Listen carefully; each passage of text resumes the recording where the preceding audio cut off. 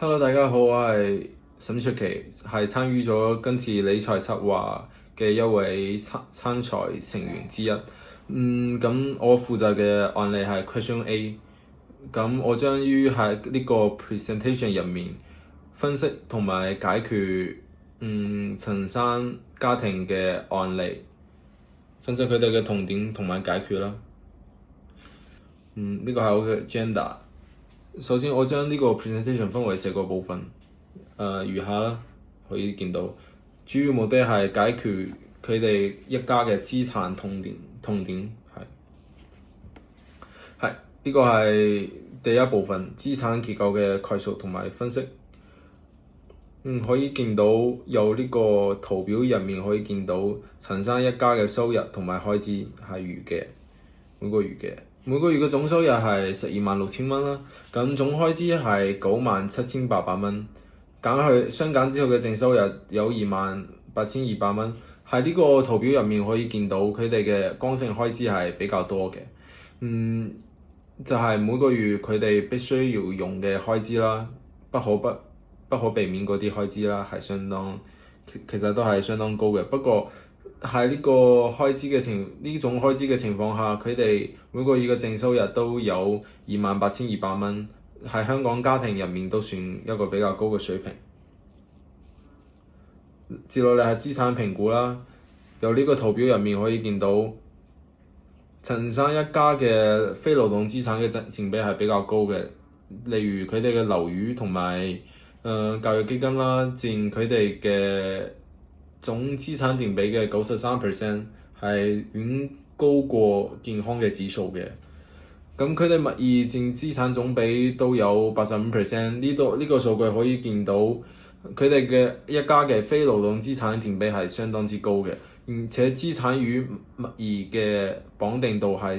都係相當高，等於佢哋冇一筆勞動嘅資金嚟應對過身、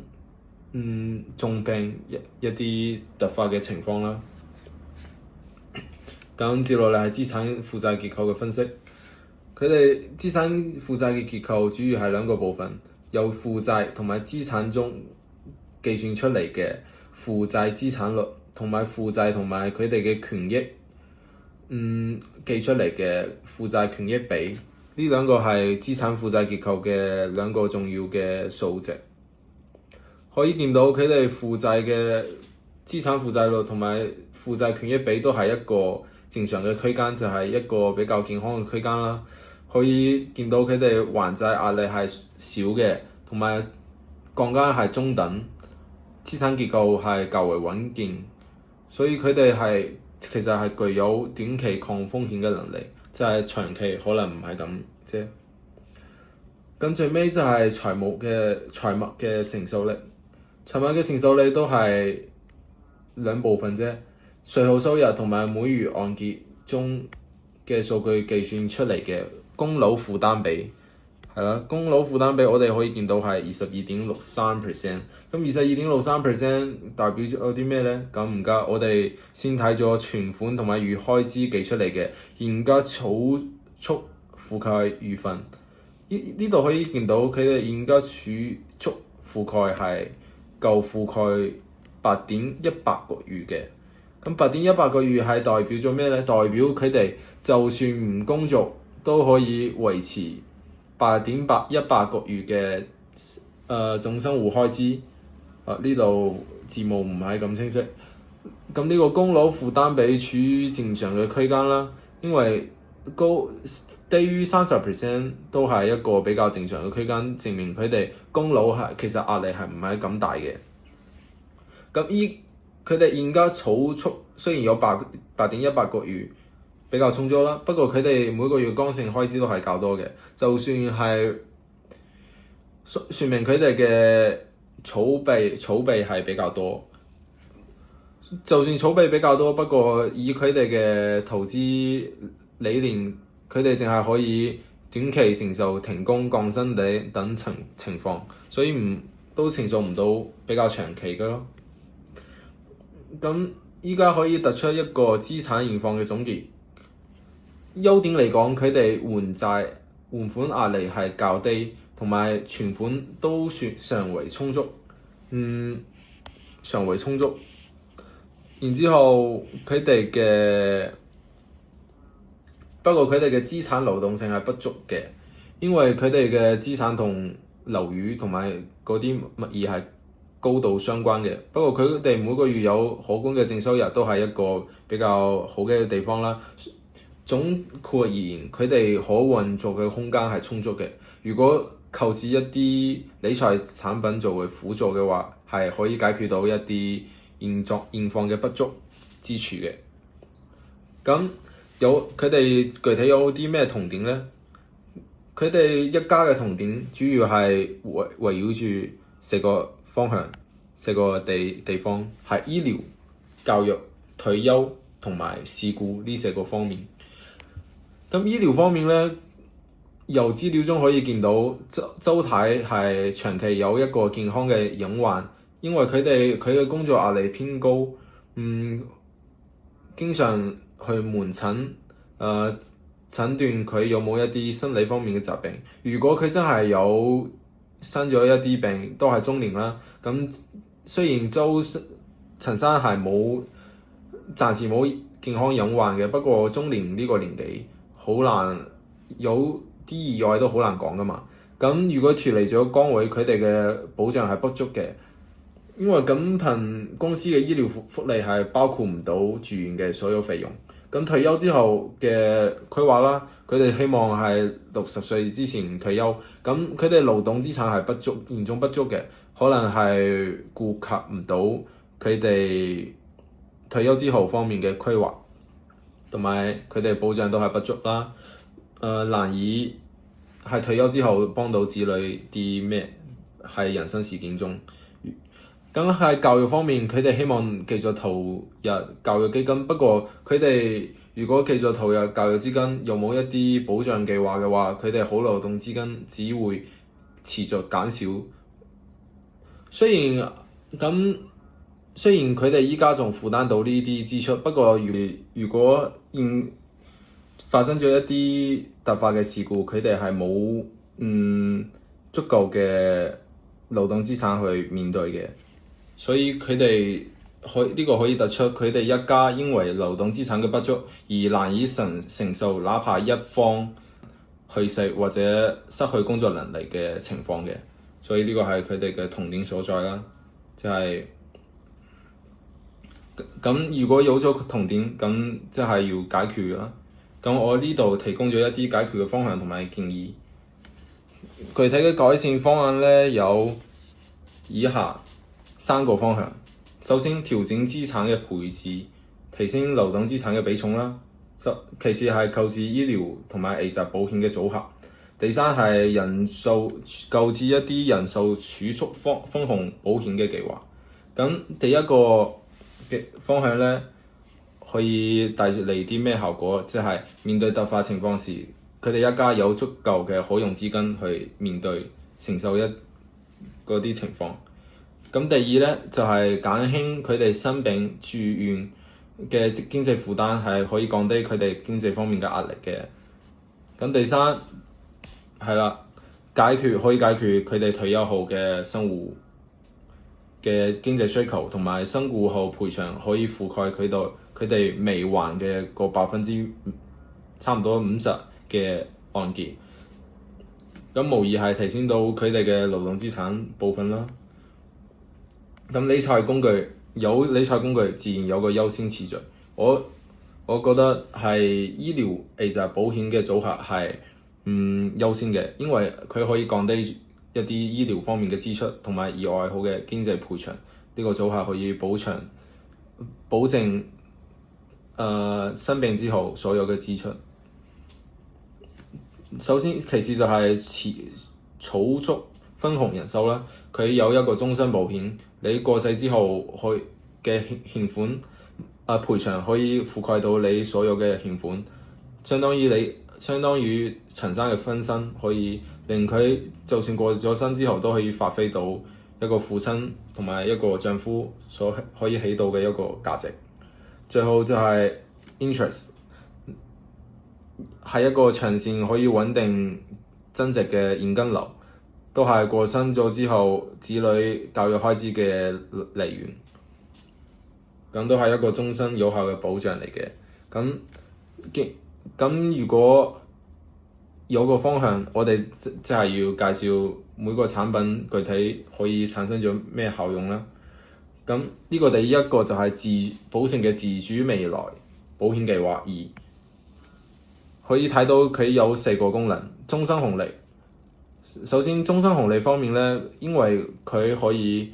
持續增值嘅，你退咗休之後可以每個月攞到一筆錢作為你嘅退休金。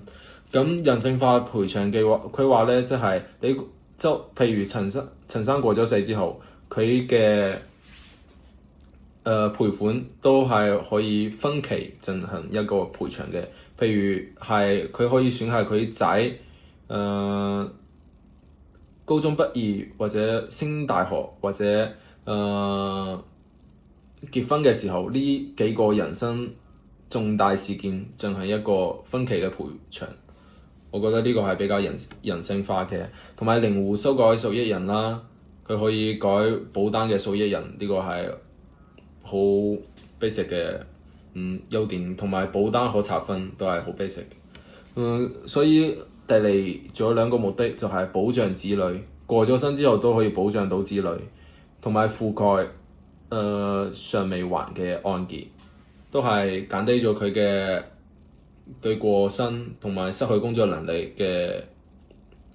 一個安心丸啦，可以咁講。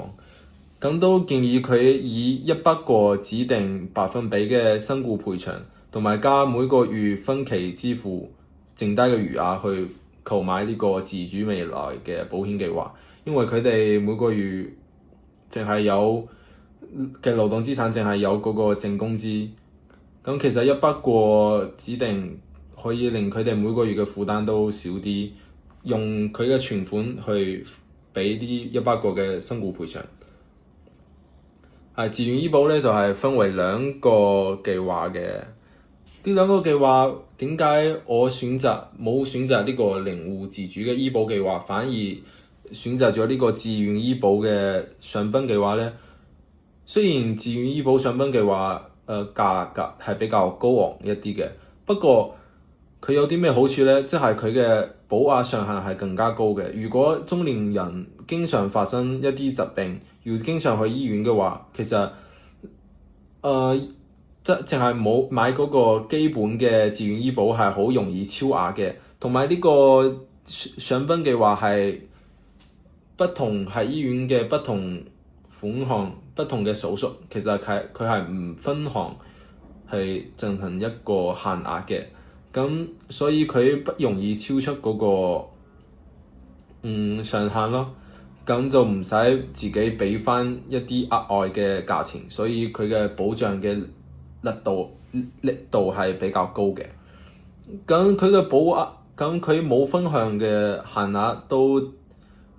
令到佢可以更加安心喺醫院嘅費用，因為喺呢個保險中醫保中所有嘅開支都係透明嘅。譬如唔使係你入咗一個私家醫院啦，出嚟之後發現，哇，原來佢嘅帳單咁多㗎，即係唔使咁驚嚇咯。佢可以將所有喺醫院嘅支出明顯擺喺你面前，俾你有個心理準備，係咯。即係嗰個自願醫保上賓嘅話咧，比起基本嘅醫保，俾咗你更加好嘅住院環境，同埋更加安心嘅醫療過程。你唔使擔心嗰啲會唔會超額啦，咁都係一個比較令你安心、令佢一家安心嘅計劃。咁全數嘅醫療賠償、透明化嘅醫療開支、全球保障，呢啲都係好 basic 嘅功能啦，就一筆帶過先。咁點解有咗醫療保障仲要買呢個危疾保險咧？因為呢個承保一生嘅計劃係包括到一啲醫療保險包括唔到嘅地方，譬如早期嘅輕微疾嘅保障啦，同埋佢有多重嘅保障，譬如你危疾復發或者確診咗第二種危疾嘅時候，可以獲取多筆賠款，咁就更好可以 handle 到一啲突發嘅意外嘅情況，譬如過身或者失去工作能力，更可以防止陳生一家進入一個收入嘅斷層，因為一筆過嘅巨額賠償足以令佢哋持續原生生活嘅開支啦。咁最尾就係一個 interest 嘅教學基金計劃。咁教學基金嘅話，咁都包含咗一啲比較靈活功能啦，譬如佢可以選擇3或5年供款期，同埋保單嘅貨幣係自由切換嘅，你係唔需要擔心嗰啲匯率啦，同埋一啲你需唔需要頻繁嘅海外留學，你使唔使頻繁嘅去轉換貨幣嚟交呢個基金計劃嘅款項？咁佢可以自主提取現金流同埋保單分拆、保單暫脫呢啲好基本嘅不過靈活嘅功能啦。咁具體收益咧就係佢哋5年開始可以每年提取一筆款項。咁呢個係所以呢個其實係流動嘅，因為佢有2重紅利。一個係中期紅利，一個係每個月都有嘅紅利，都會增長嘅紅利，令你嘅保單價值係每年遞增嘅。咁其實呢個都令到陳生一家可以建立一筆好可觀嘅現金流。咁最尾係一啲 bonus 嘅福利，就係佢嘅仔女係如果係 DSE 或者咩 A level 之類嘅考試中有翻一啲傑出嘅成績，佢係可以攞到獎金嘅。1年嘅保費緩繳期都可以令佢哋可以更加自由嘅分配自己嘅財產，係選擇如果有啲急需用錢嘅地方喺1年交唔到保費係冇關係嘅，佢哋可以緩期1年，都係一個比較人性化嘅福利啦。咁佢哋購置咗呢啲保險之後，佢哋生活會變成點呢？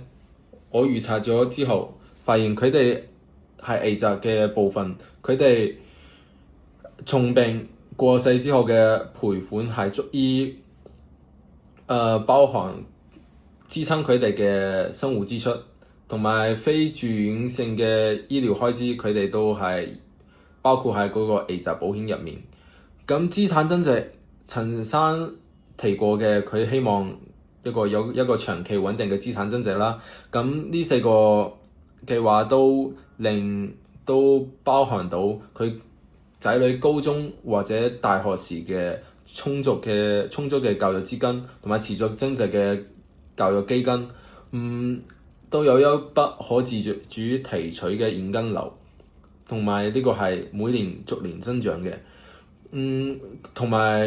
完全唔需要擔心蝕錢。咁意外過世後嘅子女嘅教育保障佢都包埋啦。咁退休後嘅財產現金流都係嗰個儲蓄分紅人壽計劃入面包含咗。咁人壽方面，佢子女嘅人生事件規劃，即使係佢哋過咗身之後，都有翻一個保障，同埋身故後嘅未還錢款，譬如按揭、貸款嗰啲都唔使子女去擔心，同埋身故後維持家庭嘅生活開支都係有翻一個保障，係無疑係好關鍵嘅。咁醫療方面，佢獲取到一個快捷嘅問診流程，同埋生病後嘅住院開支，同埋標靶藥嘅高額開支，其實都包埋喺嗰個醫保